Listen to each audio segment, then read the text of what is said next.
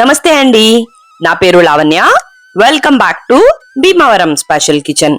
ఈ రోజు నేను మీకు కొబ్బరి పులావ్ అలానే ఒక అథెంటిక్ స్టైల్లో పచ్చి మసాలా తయారు చేసుకుని చికెన్ కర్రీని ఎలా తయారు చేసుకోవాలో చూపిస్తున్నాను అండి. ఈ రెండు కూడా చాలా మంచి కాంబినేషన్.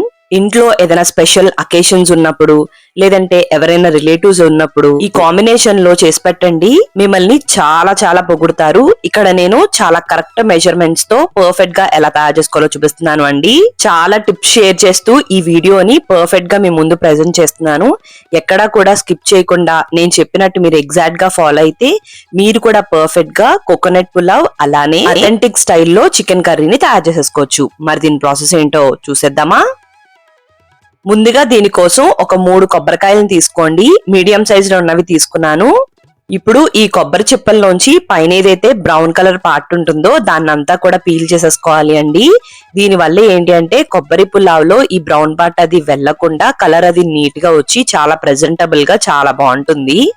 ఇలా అన్ని కొబ్బరికాయలకి ఈ విధంగా పీల్ చేసేసుకున్న తర్వాత చూపిస్తున్న విధంగా ఇలాగా చిన్న ముక్కలా కట్ చేసేసుకుని ఇప్పుడు వీటిని అన్నిటిని కూడా మిక్సీ జార్ లోకి వేసుకుని వీటిని తురుముకున్నట్టు గ్రైండ్ చేసుకోవాలండి. కావాలనుకుంటే కొబ్బరి కూర తీసుకుని కూడా ఇదే ప్రాసెస్ లో చేసుకోవచ్చు. ముందు నీళ్ళేమి పోయకుండా ఈ విధంగా చక్కగా తురుముకున్నట్టు గ్రైండ్ చేసుకున్న తర్వాత ఒక గ్లాస్ వరకు కూడా నీళ్ళని పోసుకుని దీన్ని ఒక్కసారి గ్రైండ్ చేసుకుని ఒక కాటన్ క్లాత్ లో ఇదంతా కూడా వేసేసుకుని చూపిస్తున్న విధంగా కొబ్బరి పాలన్నిటిని కూడా పిండేసుకోవాలి అండి.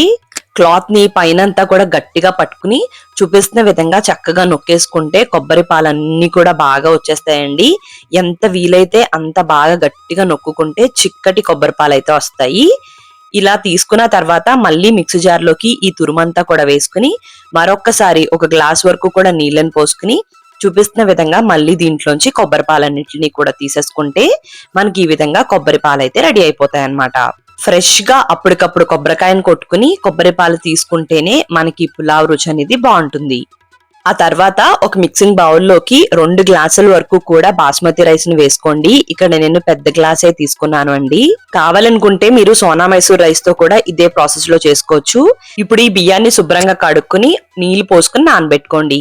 ఇప్పుడు చికెన్ కర్రీలోకి పచ్చి మసాలా కోసం 2 టేబుల్ స్పూన్ల వరకు కూడా ధనియాలు, 1 టీ స్పూన్ జీలకర్ర, 2 యాలకులు, ఒక చిన్న సైజ్ అంతా దాల్చిన చెక్క, 7-8 వరకు కూడా లవంగాలు, 2 అంగుళాల అల్లం, 12 నుంచి 15 వరకు కూడా వెల్లుల్లిపాయలు, 1 టేబుల్ స్పూన్ గసగసాలు, 1 టేబుల్ స్పూన్ నువ్వులు, 1 టేబుల్ స్పూన్ వరకు కూడా జీడిపప్పులు వేసుకోండి. నువ్వులు జీడిపప్పు వేయడం వల్ల రుచి అనేది చాలా ఎన్హాన్స్ అవుతుంది, స్కిప్ చేయకండి. అలానే ఒక 3 టేబుల్ స్పూన్ వరకు కూడా ఎండు కొబ్బరి తురుముని వేసుకుని ఇదంతా కూడా ముందు నీళ్ళేమి పోయకుండా చూపిస్తున్న విధంగా ఈ విధంగా గ్రైండ్ చేసుకోండి. ఇది కొద్దిగా ముద్దగానే వస్తుందండి, ఎందుకంటే నువ్వుల్లోని అలానే జీడిపప్పుల్లోని వాటి ఆయిల్ ఉంటుంది కాబట్టి. ఇప్పుడు దీంట్లోకి కొద్దిగా నీళ్ళని పోసుకుంటూ మెత్తని పేస్ట్ లా గ్రైండ్ చేసేసుకోవాలండి. ఇలా పచ్చి మసాలా తయారు చేసుకుని మనం చికెన్ కూర వండుకోవడం వల్ల మన ఓల్డ్ స్టైల్ చికెన్ కర్రీ ఏ టేస్ట్ అయితే ఉండేదో అదే విధంగా వస్తుందండి. యూజువల్ గా మన అమ్మమ్మలు నానమ్మలు అప్పటికప్పుడు మసాలా నూరి చేసేవారు కదా, సేమ్ అదే రుచి వస్తుంది. ఒక్కసారి తప్పకుండా ఈ స్టైల్ ని ట్రై చేయండి. ఇది గ్రైండ్ చేసుకుని పక్కకు పెట్టుకుని స్టవ్ ని ఆన్ చేసుకుని ఒక కడాయిలోకి 3 నుంచి 4 టేబుల్ స్పూన్ వరకు కూడా నూనెను వేసుకుని నూనె వేడెక్కిన తర్వాత 4 మీడియం సైజ్ ఉల్లిపాయలు, 2 పచ్చిమిరపకాయలు దీంట్లోకి వేసుకుని అలానే ఒక 1/2 టీ స్పూన్ అంతా పసుపు కూడా వేసేసుకుని ఈ ఆనియన్స్ అన్నిటిని కూడా మంచిగా బాగా వేయించుకోండి. నేనైతే టొమాటోస్ యూజ్ చేయట్లేదండి, ఎవరికైనా కావాలనుకుంటే టొమాటోస్ ని వేసుకుని కొన్ని ఉల్లిపాయల్ని తగ్గించుకోండి. ఈ ఉల్లిపాయలు వేగేలోపు మీకు కోకోనట్ పులావ్ రెసిపీ అయితే చూపించేస్తున్నానండి. దీనికోసం ఒక కుక్కర్ లోకి 1 టేబుల్ స్పూన్ వరకు కూడా నెయ్యి అలానే 1 టేబుల్ స్పూన్ వరకు కూడా నూనెను వేసుకుని హోల్ బిర్యానీ మసాలా స్పైసెస్ అన్నిటిని కూడా మనకు 2 గ్లాసులకు సరిపడా వేసేసుకుని వీటిని జస్ట్ ఒక 30 సెకండ్ల వరకు మాత్రమే వేయించుకోండి, ఎక్కువసేపు అవసరం లేదు. ఇవి వేగిన తర్వాత దీంట్లోకి ఒక పెద్ద ఉల్లిపాయని చిరుకల్లా కోసుకుని అలానే 6 నుంచి 7 వరకు కూడా పచ్చిమిరపకాయలు వేసుకోండి. దీంట్లో మనం నార్మల్ గా ఎర్ర కారం అయితే వాడమండి, పూర్తిగా పచ్చిమిరపకాయల కారమే కాబట్టి మీ టేస్ట్ తగ్గట్టు వేసుకోండి. వీటిని మంచి గోల్డెన్ కలర్ వచ్చేంత వరకు కూడా వేయించేసుకున్న తర్వాత దీంట్లోకి 1.5 టీ స్పూన్ల దాకా కూడా అల్లం వెల్లుల్లి పేస్ట్ వేసుకుని అల్లం వెల్లుల్లి పేస్ట్ పచ్చివాసన పోయేంత వరకు కూడా వేయించేసుకోండి. అల్లం వెల్లుల్లి పేస్ట్ పచ్చివాసన పోయి మంచి అరోమా వస్తున్నప్పుడు మనం ముందుగా నానబెట్టుకున్న బాస్మతి రైస్ నీళ్లు లేకుండా దీంట్లోకి వేసేసుకుని 1 లేదా 2 నిమిషాల పాటు దీన్ని అలా వేయించుకోండి. దీనివల్ల పొడి పొడిలాడుతూ చాలా బాగా వస్తుందండి. ఎక్కువసేపు అవసరం లేదు. 1-2 నిమిషాలు అయిపోయిన తర్వాత మనం ముందుగా తీసి పెట్టుకున్న కొబ్బరి పాలను అయితే దీంట్లోకి వేసుకోవాలి. మనం 2 గ్లాసుల వరకు కూడా బాస్మతి రైస్ ని తీసుకున్నాం కాబట్టి 1కి 1.5 గ్లాసుల నీళ్లు పోసుకోవాలండి. దాని ప్రకారం అయితే 3 గ్లాసుల వరకు కూడా మనం కొబ్బరి పాలను వేసుకోవాలి. కానీ ఇక్కడ నేను తీసుకున్న కొబ్బరి పాలు 2.5 వరకు కూడా వచ్చాయి. సో మిగతా అన్ని కూడా నీళ్ళని పోసుకుని 3 గ్లాసుల వరకు కూడా కొబ్బరి పాలని వేసుకున్నాను. కొబ్బరి పాలు పల్చగా ఉంటే పూర్తిగా అన్ని కూడా కొబ్బరి పాలే వేసుకోవాలి. అలా కాకుండా కొబ్బరి పాలు చిక్కగా ఉంటే 2-2.5 గ్లాసుల వరకు కూడా కొబ్బరి పాలు వేసుకుని మిగతా నీళ్ళని పోసుకోవచ్చు అన్నమాట. ఇప్పుడు దీంట్లోకి 2 టీ స్పూన్ల దాకా కూడా ఉప్పు వేసానండి. ఇదైతే పర్ఫెక్ట్ గా సరిపోతుంది. ఇప్పుడు అంతా కూడా కలిసేంత వరకు కూడా కలిపేసుకుని హై ఫ్లేమ్ లో పెట్టుకుని దీన్ని ఒక్కసారి ఉడకనివ్వండి. ఇది ఈ విధంగా ఉడకడం మొదలైన తర్వాత దీంట్లోకి కొద్దిగా కొత్తిమీరను వేసేసుకుని మరొక్కసారి బాగా కలిపేసుకోండి. ఉప్పు అయితే పర్ఫెక్ట్ గా సరిపోతుంది. ఎవరికైనా డౌట్ ఉంటే ఒక్కసారి ఉప్పు చెక్ చేసుకుని అడ్జస్ట్ చేసేసుకోండి. ఇప్పుడు అలా హై ఫ్లేమ్ లోనే వదిలేసి కుక్కర్ మూతను పెట్టుకుని 2 విజిల్స్ రానిస్తే సరిపోతుంది. ఈ లోపు మనం వేయించుకుంటున్న ఉల్లిపాయలు కూడా మగ్గిపోయి ఉంటాయండి. ఇప్పుడు దీంట్లోకి శుభ్రంగా కడుక్కు పెట్టుకున్న 1 కేజీ వరకు కూడా చికెన్ ని వేసేసుకుని ఈ చికెన్ అంతా కూడా ఈ ఆయిల్ లోకి బాగా కలిసేంత వరకు కూడా కలుపుకోండి. చికెన్ వేసిన వెంటనే ఏమీ వేయకుండా అలా ఆయిల్లో ఒక 2-3 నిమిషాల పాటు మగ్గనిస్తే గనక చికెన్ కర్రీ ఉడికిపోయిన తర్వాత ముక్క అనేది విడిపోకుండా ఉంటుందన్నమాట.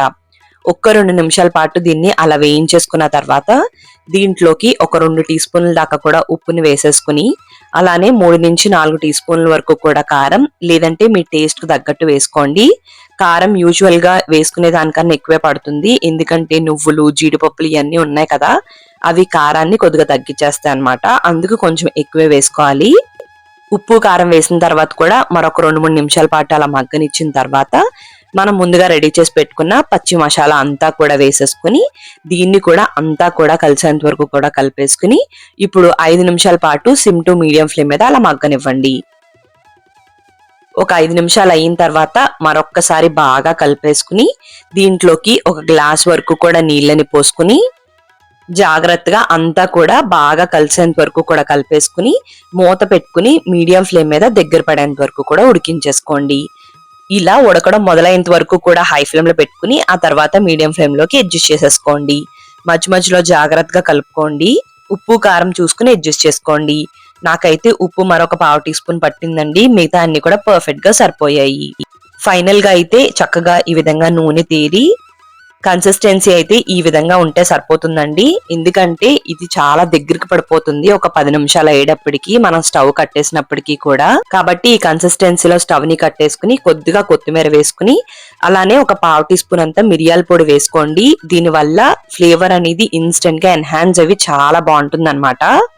ఇప్పుడు మనం ముందుగా ఉడికించి పెట్టుకున్న కొబ్బరి పుల్ల ఆవిరి మొత్తం పోయిన తర్వాత తీసుకుని చెక్ చేసుకుంటే పర్ఫెక్ట్ గా ఇది రెడీ అయిపోతుందండి. చూసారు కదండి ఎంత పర్ఫెక్ట్ గా పొడి పొడిలాడుతూ కొబ్బరి పులావ్ అయితే రెడీ అయిపోయిందో. అదే విధంగా నేను చెప్పినట్టు చేస్తే టేస్ట్ కూడా చాలా అద్భుతంగా ఉంటుందండి.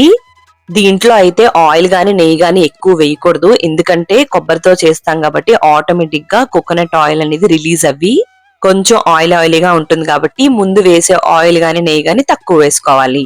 ఇప్పుడు ఈ కొబ్బరి పులావ్ తో ఈ చికెన్ కర్రీని సర్వ్ చేస్తే అద్భుతంగా ఉంటుందండి. అందరూ కూడా తప్పకుండా ట్రై చేయండి. మీకు ఇంకా ఎటువంటి డౌట్స్ అయినా ఉన్నా కూడా కామెంట్ బాక్స్ లో అడగండి, నేను తప్పకుండా రిప్లై చేస్తాను. మరి మీకు ఈ వీడియో నచ్చినట్టయితే తప్పకుండా లైక్ చేయండి, కామెంట్ చేయండి, మీ ఫ్రెండ్స్ కి, రిలేటివ్స్ కి అందరికి షేర్ చేయండి.